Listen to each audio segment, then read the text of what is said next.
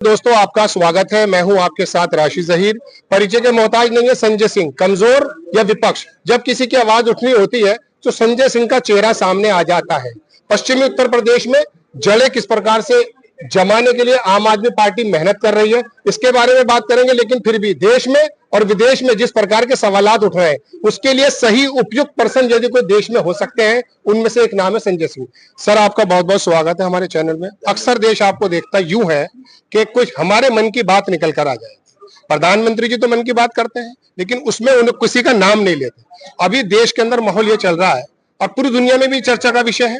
विदेश के अखबार भी बता रहे हैं कि राफेल गिरा, स्पोक्स पर्सन सेना के आए, उन्होंने इसको डिनाई किया। हम भी डिनाई करते हैं, लेकिन दुनिया में हथियारों को बेचने के लिए कंपनी आगे आ गई है। हमारे तेजस का नहीं पता क्या चल रहा है। अमेरिका से जमाना हो गया, वहां से इंजन नहीं आ रहा है। इस बारे में सर आपसे जानना चाहते हैं। देखिए, ये सेना का विषय है और इस पे मैं कोई टिप्पणी नहीं करना चाहता हूं। मैं तो सिर्फ एक बात पूछना चाहता हूं प्रधानमंत्री जी से कि जब हमारी सेना बहादुरी का परिचय दे रही थी, 9 आतंकी ठिकानों को नष्ट कर दिया था, पीओके पे कब्जा कर सकती थी, बलूचिस्तान को पाकिस्तान से अलग कर सकती थी, ऐसे समय में आपने सीज फायर क्यों किया? आपने ट्रंप के कहने पे सीज फायर क्यों किया? क्योंकि ट्रंप जो कह रहा है वो बहुत ही गंभीर बात है। वो कह रहे हैं कि साहब हमने व्यापार बंद करने की धमकी दी और दोनों देश सीज फायर करने को तैयार हो गए। तब जाहिर सी बात है उसका कोई व्यापार पाकिस्तान के साथ तो है नहीं। जो व्यापार है वो भारत के साथ है और भारत में भी फिर अडानी के साथ है। तो क्या एक अडानी के लिए और उसके व्यापार के लिए भारत के स्वाभिमान को प्रधानमंत्री जी ने ट्रंप के आगे गिरवी रख दिया और सीज फायर कर दिया?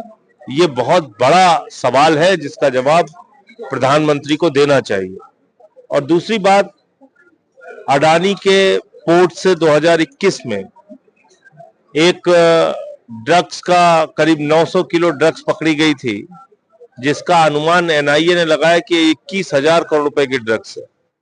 और बाद में सुप्रीम कोर्ट ने उसका संज्ञान लिया और अडानी ने कहा कि अब हम पाकिस्तान और अफगानिस्तान के कंटेनर अपने यहां नहीं उतारेंगे पोर्ट पे। और 1 महीने बाद फिर करना शुरू कर दिया।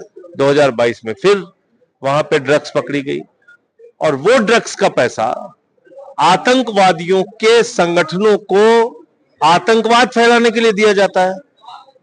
तो प्रधानमंत्री जी को इन सारे सवालों का जवाब देना चाहिए। अब वो कह रहे हैं कि सर्वदलीय संसदीय दल पूरे विश्व में जाएगा। अच्छी बात है, जाना चाहिए, लेकिन आपको पुलवामा की घटना के बाद याद नहीं आया? उस समय आपने क्यों नहीं भेजा सर्वदलीय संसदीय दल? आपको गलवान घाटी की घटना के बाद याद नहीं आया? आपको उरी की घटना के बाद याद नहीं आया? तब आपने क्यों नहीं भेजा ये सर्वदलीय संसदीय दल? उस वक्त तो आप 73 देशों की 129 बार यात्रा कर चुके हैं प्रधानमंत्री जी। 3-3 सूट बदल के घूमते हैं। हजारों करोड़ रुपए उनकी यात्रा पे खर्च हुआ है और एक भी देश आपके पक्ष में नहीं खड़ा हुआ। नेपाल नहीं खड़ा हुआ, मालदीव नहीं खड़ा हुआ, भूटान नहीं खड़ा हुआ, बांग्लादेश नहीं खड़ा हुआ, श्रीलंका नहीं खड़ा हुआ, कोई भी पड़ोसी आपके लिए नहीं बोला। तो फिर क्या विदेश नीति है आपकी? ये इन सारे सवालों का जवाब प्रधानमंत्री को देना। ये सवाल बिल्कुल ठीक है और आम आदमी के हैं संजय सर, लेकिन एक बात ये भी है, जैसे भी आपने कहा कि ट्रंप साहब ने ये कहा कि कारोबार की धमकी देकर हमने बंद करा दिया, लेकिन टिम कुक जो एप्पल के सर्वे सर्वा हैं, उनसे वो ये कह रहे हैं कि साहब आप जो है यहाँ से बोरिया बिस्तर बांध लीजिए, अमेरिका आ जाइए। तो जेलेंस्की जैसा व्यक्ति तो सवाल कर लेता है, लेकिन प्रधानमंत्री जी क्यों नहीं पूछ रहे? तो ये उनसे पूछिए, उनका तो 56 इंच का सीना है, उनसे सवाल कीजिए कि क्यों वो ट्रंप के आगे झुक गए। अगर प्रेस कॉन्फ्रेंस होगी तो जरूर सवाल करेंगे संजय सर। फिलहाल तो आप अवेलेबल हैं, लेकिन जाने आने की बात यह है, ना पुलवामा गए, वहां गए मणिपुर, और ना कश्मीर गए, पहलगाम गए। सर्वदलीय वो भेज रहे हैं, लेकिन वो तो वहां पर दोनों जगह भी नहीं गए। कम से कम यहाँ तो चले जाते। तो देश की बात थी। चुनाव सब कुछ है। कोरोना में लोग मर रहे थे, बंगाल में प्रचार कर रहे थे प्रधानमंत्री जी। लेकिन अब इस देश की जनता को भी तो तय करना पड़ेगा, उनको भी तो सोचना पड़ेगा। संजय भाई, सर्वदलीय बैठक का बहिष्कार करके प्रधानमंत्री बिहार की चुनावी रैली संबोधित कर रहे हैं, तो उनसे सवाल नहीं पूछा जाना चाहिए? संजय भाई, एक सवाल आखिरी और है, वो ये है, आपके बोर्ड पर लिखा है बौद्धिक और संगठन का प्रशिक्षण। ये प्रधानमंत्री जी 14, 19 और 24 मेरठ से शुरुआत करते हैं, जहां आप खड़े हैं।